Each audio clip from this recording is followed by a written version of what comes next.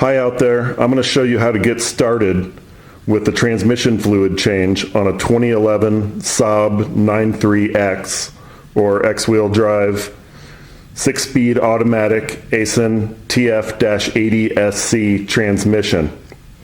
I didn't see a video out there that showed how to get started with this transmission change, but I did find a really good video of a gentleman doing a similar change on a Volvo that also uses the TF-80SC. So what I'm going to do is show you how to get started here and then hand you off to his video because it's much better than anything that I'd be able to put together. The video, and I'm going to post this link down in the comments as well, is there for the Volvo.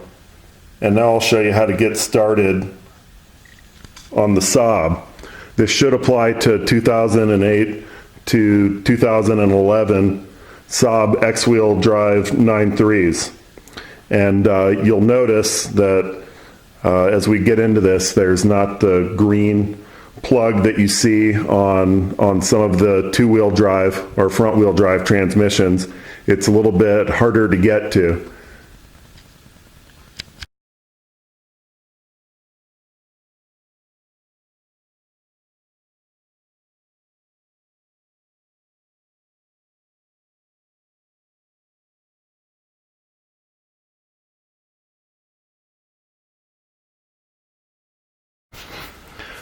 So first of all, I'm going to show you the parts you need to get this job done, as well as some tools that you're going to need.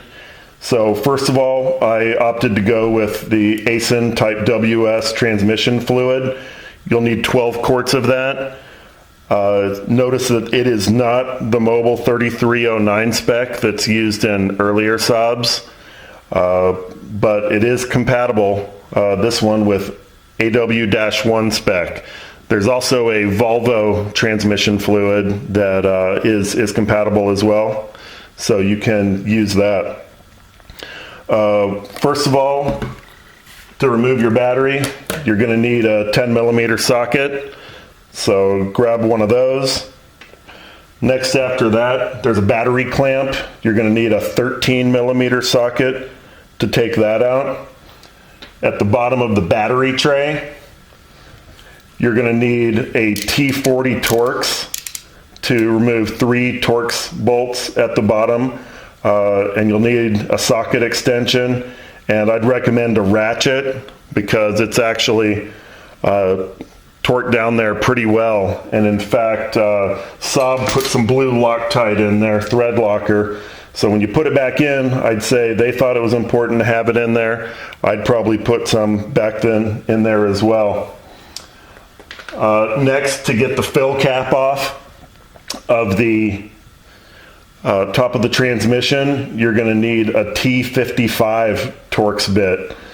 This is a big guy, and most likely you're going to need a universal adapter and probably a socket extender as well to get down there because of its odd location. Finally, at the bottom of the transmission, you're going to need something that's a bit hard to find. It's a 17mm hex bit. This is a big old guy, as you can see. I had to mail order it through Amazon, but these are not very common to find. Also, you're going to need a couple of gaskets. For the primary gasket, 17mm on the bottom of the transmission, you're going to need one of these guys. And hopefully you can read the part number there. That's a crush lock washer, or I'm sorry, crush washer. For the inside filler, you're going to need one of these right here. It's a little rubber gasket, and hopefully you can read the part number there. If not, I'll post those down in the comments.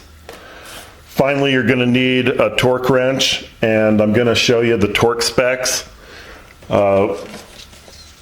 for both the level plug and the primary drain plug, as well as the fill plug at the top of the transmission. You can see them there. I'll also post those down in the comment section.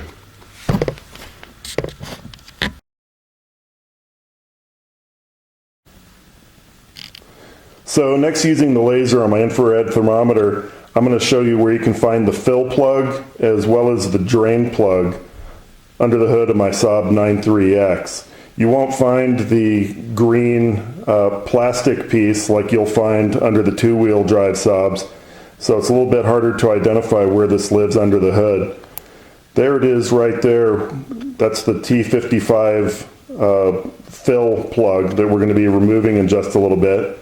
I'm going to go underneath the car here, and the next thing we're going to do is take a look at where the drain plug is, which is right there. If you can see my laser pointed at it. And I'd recommend to actually have something like my Fluke infrared thermometer, because we're going to need to measure the temperature of the transmission fluid in order to get it to the right level later on in this video.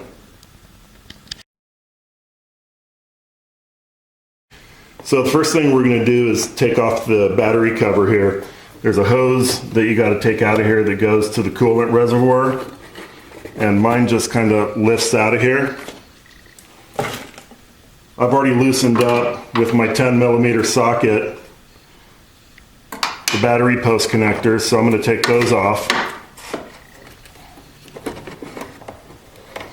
Move them out of the way. Next, there's this little air vent that comes from the grill to the battery compartment. That just lifts out of place like this.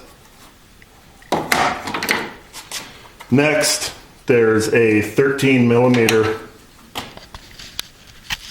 bolt right down there that holds the battery in place. Mine actually is a different aftermarket battery, so I'm not going to need to loosen that one, so I'm going to lift my battery out next. Next step is I'm going to loosen these bolts right here that are 40mm Torx. I've already loosened them up a little bit, so they're actually not going to be too hard to take out.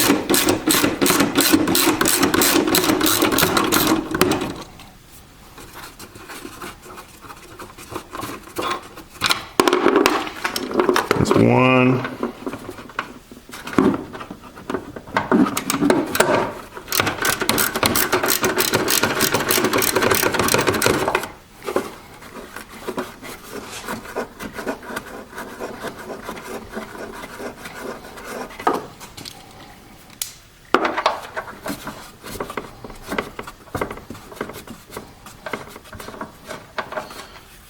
There's two.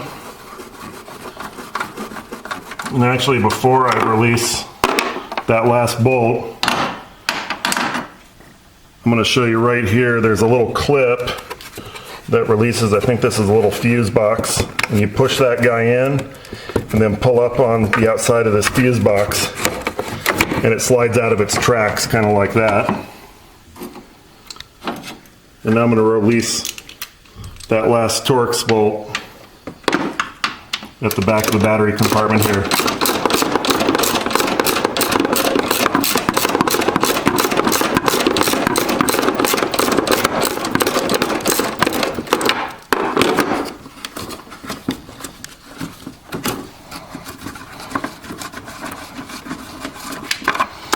And now if you move your red battery lead out of this little channel right here, you should be able to pull the battery carrier up. One last piece, you've got to disconnect this sensor right here that actually tells you if the hood's open or not.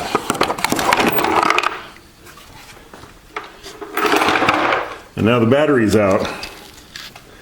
Right back here, we can verify the transmission by actually pulling back